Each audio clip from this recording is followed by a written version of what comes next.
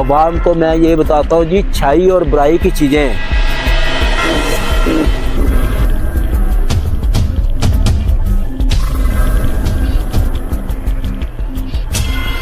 खून का वस्ता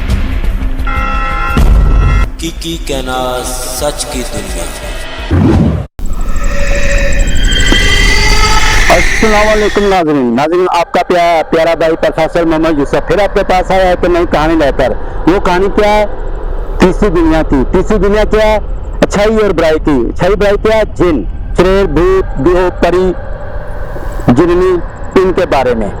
बाकी नाज़रीन, आप भी सोचते होंगे यार ये किस तरह की बातें कर रहा है और तीसरी दुनिया से बातें करता है और वो कहानी सुनाता है और उनकी कहानी लेकर आता है। बाकी नाज़रीन, छोटी बात नहीं होती और किसी ने भी ऐसा प्रोग्राम नहीं किया होगा जो आप तक हम बचा रहे हैं, ये प्रोग्राम जो हकीकी के नाम। बाकी नाज़रीन, उम्मीद आपको ये हमारी भी कहानी पसंद आएगी।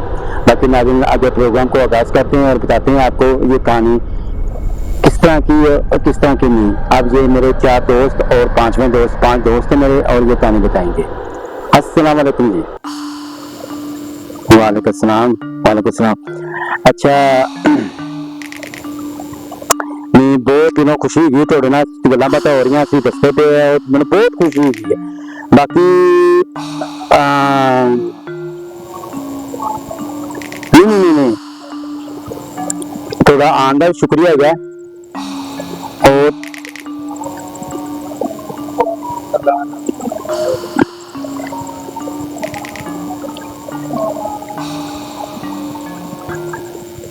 हाँ जी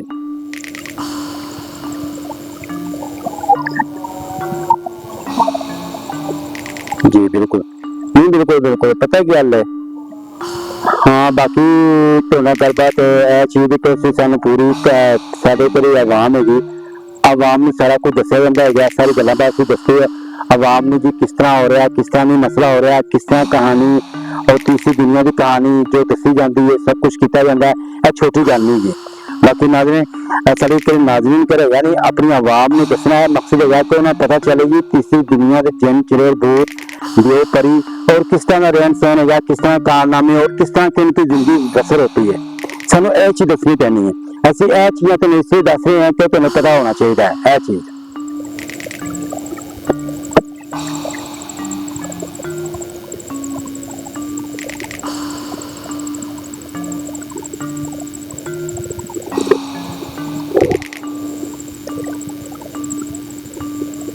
अच्छा, ऐसी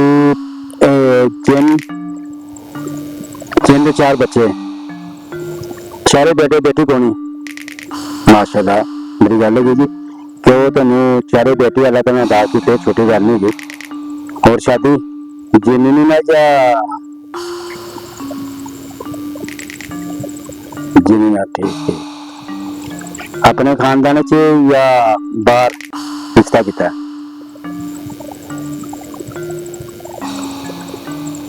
अच्छा, बाहर किया यार, ठीक। अच्छा यार, मैं सिर्फ तेरे को पूछना चाहना कि कैसा सारी दुनिया च अपने च नहीं होंदा, 11 च कर लेंदे रिश्ता, कितने वेले का नसीब बनाया, कितने सितारे मिलाए, कितने किस्मत की है, इंसान का रिश्ता हो जाता है। हूँ थोड़ा भी यह चीज मैं सुनते आप बड़ा परेशान हो गए यार, थोड़ा भी इस तरह मसला होंगे, थोड़े भी रिश्ते इस तरह होंगे। देखो तुम्हें तो गैर में पसंद होया, किसी का मैं मैच नहीं हुई, मैं पसंद नहीं की, मेरे घर वालों ने की है। देखो यह सिलसिला साढ़े रिश्ते थोड़े साढ़े इंसाना च होंगे, यह चीज़ां थोड़े तीसरी दुनिया च भी होंदा है।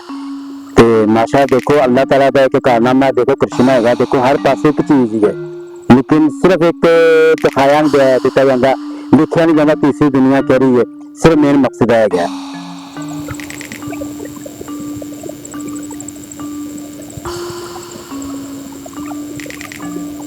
अच्छा, बाकी सी अपनी बीवी ना सही चलते थे?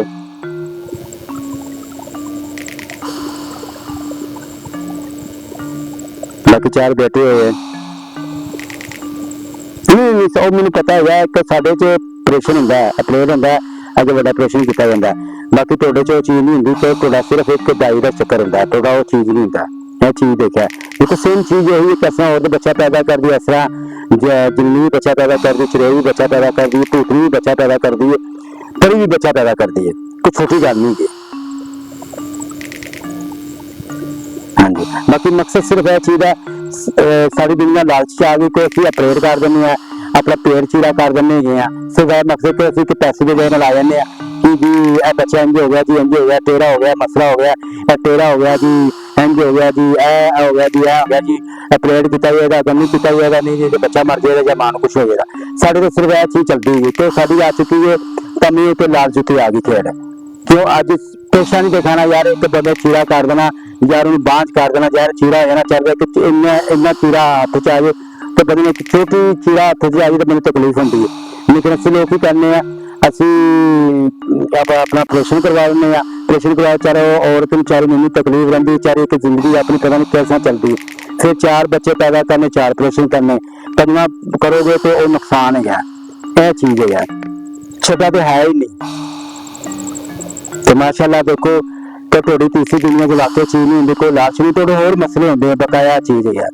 बाकी मैंने बहुत खुशी हुई है थोड़ी यह चीज दसी। देखो नाज़रीन ने पता चलना चाहिए, देखो जी हमेशा किसी दुनिया च अपरेड नहीं होंगे, बच्चा पैदा होता है लेकिन नॉर्मल होता है। लेकिन साडे तेरे मिट्टी के पुतलियां च नहीं, उसे लालच आ चुकी है, तमा आ चुकी है कि भी वह असं अपरेड करने, चीड़ा पाड़ा करने कि जी बच्चा पैदा करने।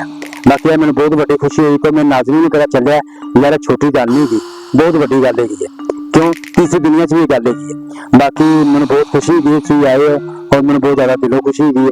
बाकी यार मैं अपनी नाज़रीन दसना चाहना है जी, नाज़रीन ये देखे आपके सामने जो अपने जिन ने बात की है और देखे ये छोटी बात नहीं है, बहुत एक शर्मशाद बात है जो हमारे लोग मिट्टी के पुतले एक लालच के पीछे इंसान का अपरेड करते हैं, ऑपरेशन करते हैं। बाकी जो है ना ये तीसरी दुनिया में जो जिन खड़ा है, आप देखो इसकी शादी 11 के साथ की है घर वालों ने, इसकी पसंद की शादी नहीं है, लेकिन इसको 4 बच्चे हैं। लेकिन देखो 4 बच्चे लेकिन नॉर्मल होते हैं, जो नॉर्मल होते हैं, जो दवाइयाँ वगैरह करती हैं। आजकल हमारे जो डॉक्टर हैं इनकी क्या होती है, लालचपन होती है, क्या ये प्रेड करेंगे जी इसका बच्चे को ये मसला हो गया, ये मसला हो गया। ये देखो किस तरह की बात है, फन जो होता है अल्लाह ताला का फन इस्तेमाल करना चाहिए, इंसान की कदर करनी चाहिए, लेकिन यहाँ पे कदर नहीं है मिट्टी के अंदर, तो लालच भरी हुई है। बाकी देखें तीसरी दुनिया में हकीकत क्या है, लेकिन हर चीज एक बराबर की अल्लाह ने फर्क नहीं डाला। बाकी क्या हमारे अंदर एक लालच आ चुकी है, इंसान के अंदर एक लालच, इनके अंदर एक लालच नहीं है, बस ये फर्क है। बाकी नाज़रीन आज आपको हमारी वीडियो पसंद आएगी, क्यों आज आपको वो वीडियो बताई गई है जो कभी किसी ने कभी नहीं ये बात कही होगी और ना आपसे बात चैनल में की होगी। बाकी नाज़रीन ये बहुत ही ज़्यादा बात है। बाकी नाज़रीन ये आपको हमारी वीडियो पसंद आएगी। बाकी नाज़रीन आप हमारे चैनल को लाइक भी करें, सब्सक्राइब भी करें, बेल आइकन भी करें, क्यों आप तक नई वीडियो पहुंच सके। नाज़रीन मेरी टीम और अपने प्यारे भाई प्रोफेसर को और मेरे ये 5 दोस्तों को इजाज़त दें, दोबारा हम फिर आपके पास आएंगे एक नई वीडियो लेकर। अल्लाह हाफिज़।